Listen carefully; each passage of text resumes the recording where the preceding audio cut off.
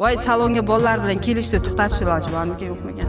Kecha devorlarim buzib ketganda bitta sochini qildirishga kelyapti, ikkita bolasini yetaklab kelyapti. Biri kipriga ektirishga kelyapti, uchta bolasini yetaklab kelyapti. Kiprikni yotib ektiryapsa, uchta bolangga kim qaraydi?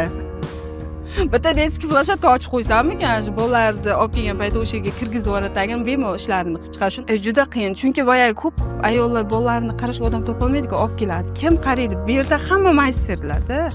Shogirdlar nimaga keladi? O'rganishga keladi. U kimnidir bolasini ushlab turishga majbur emasda.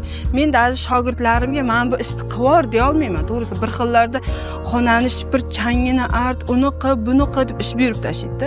Ularga shogirdlarimga bitta ish bermayman. Q deb turib sochini gafrisini beraman. Endi qo'li o'rganadi u narsaga, u o'sha o'rganish sohasiga kiradi. Boshini yuv deyman, uni ham sohasiga kiradi. To'g'ri bosh yuvishda ham gap katta-da.